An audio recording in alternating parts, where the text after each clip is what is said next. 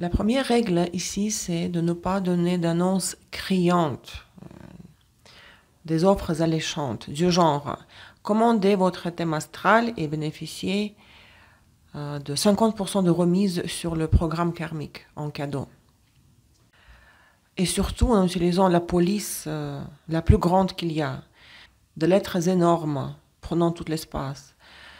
Non, un peu de retenue s'impose dans la sphère ésotérique. Vous pouvez proposer par exemple les transits de Jupiter pour 2 ans en bonus, en plus de la commande de la carte du ciel, mais cela doit avoir l'air décent. Les consultations dans le domaine ésotérique vont sous la maison 9. Il s'agit de la transmission des connaissances d'élite.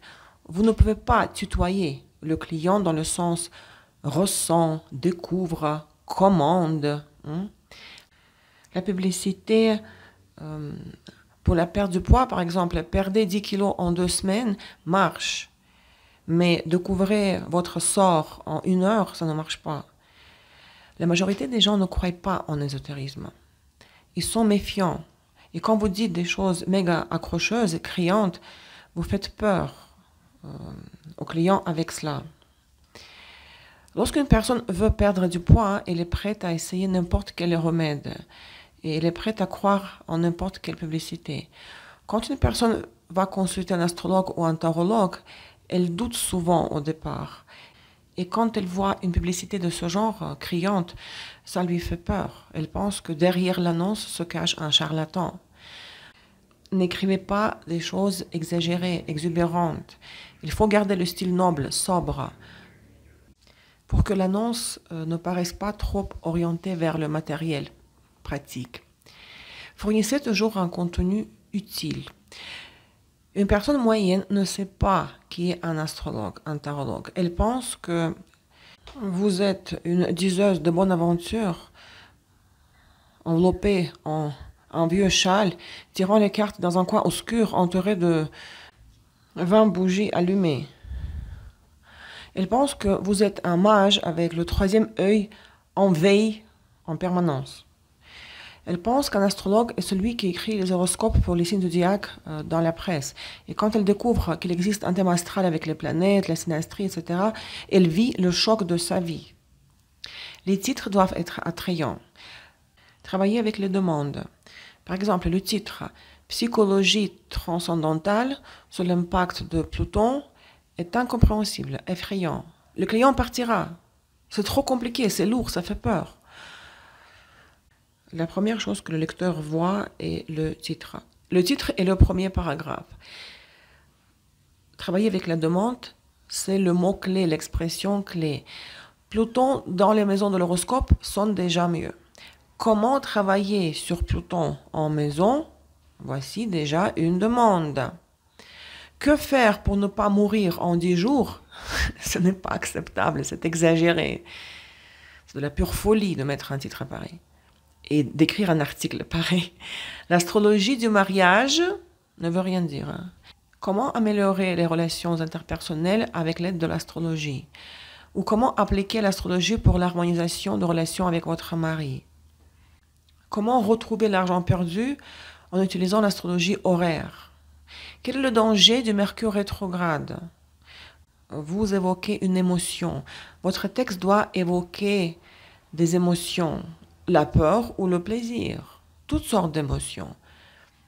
Je vais vous démontrer comment éviter le sort de Steve Jobs et de Boris Nemtsov. Vous savez que Steve Jobs, le fondateur de Apple, est décédé d'un cancer et Boris Nemtsov, un politicien russe, a été assassiné à Moscou, en Russie, en 2015. C'est un titre bombe, c'est une bombe. Il est émotionnellement riche, il provoque à la fois la peur et l'espoir. Vous devez prendre de tels titres de temps en temps, afin de réveiller le public. N'ayez pas peur, mais n'allez pas trop loin. Il ne faut pas exagérer non plus. Par exemple, un autre titre. L'astrologie n'est pas aussi maléfique qu'on la décrit. Si les mots clichés doivent être évités, alors les titres provocateurs doivent être utilisés périodiquement. Les réseaux sociaux sont d'une part très efficaces, mais d'autre part, ils ont un inconvénient. Le public est plus paresseux que celui qui cherche à lire des choses intéressantes sur des sites web.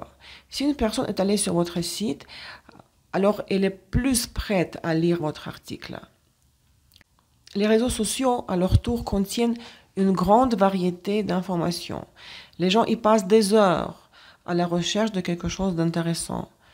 Et quand quelque chose capte leur attention, ils le lisent.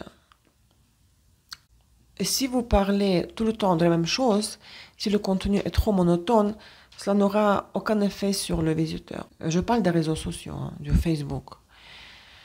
Il est nécessaire de fournir des informations diversifiées. Si le sujet est le tarot, prenez un sujet adjacent au tarot. Le travail avec les clients. Comment devenir un tarologue célèbre. Optez pour des tons différents. Aigre, ensuite doux.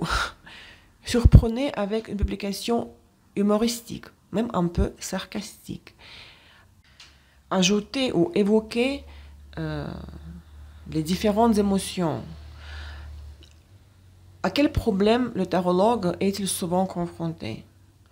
Cela ne fera pas peur au lecteur. Cela aura l'effet contraire et attirera beaucoup de commentaires, car vous évoquerez une émotion très chargée. Et vous êtes d'accord que nous vivons dans une époque d'une quantité irréelle d'informations sur Internet. À l'ère de Mercure, l'information est abondante.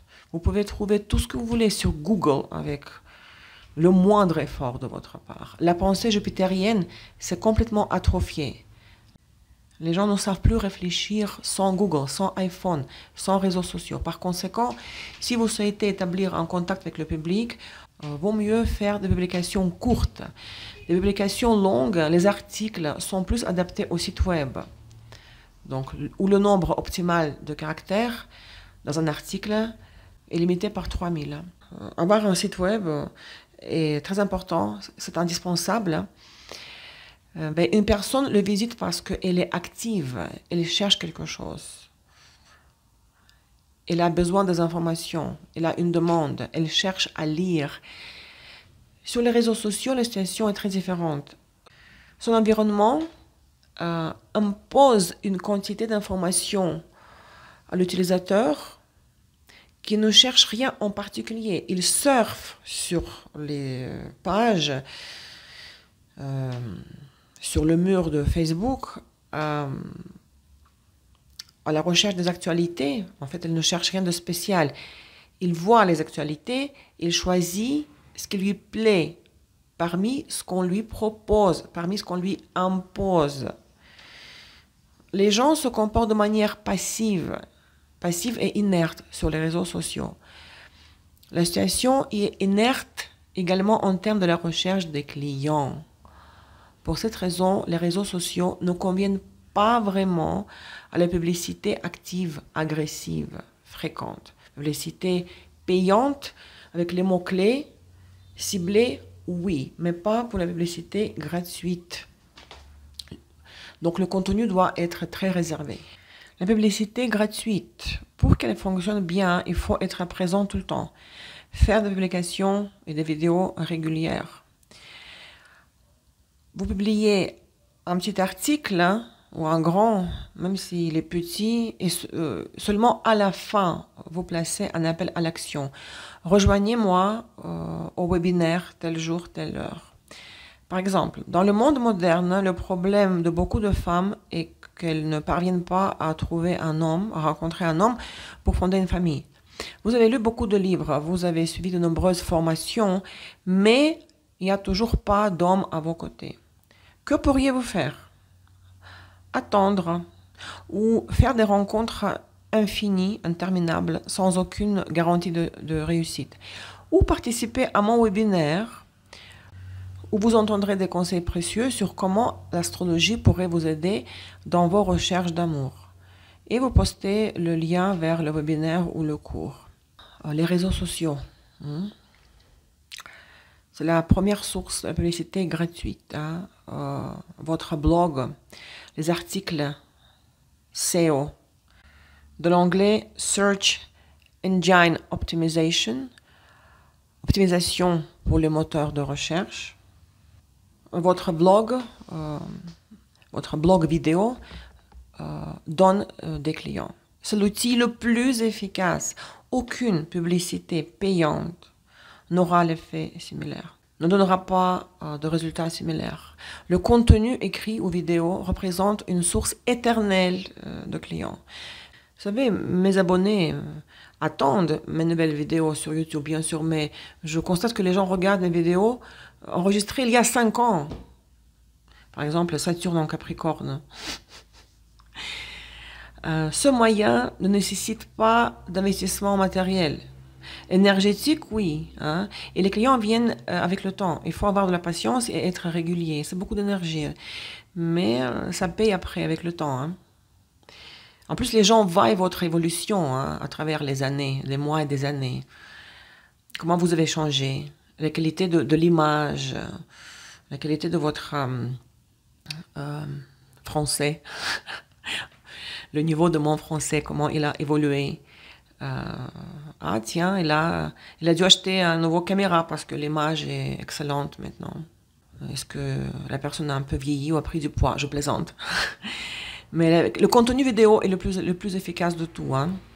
Votre blog, vos articles, vos vidéos, le contenu écrit et vidéo, surtout vidéo utile et de qualité, ce sera votre meilleure publicité, mes amis.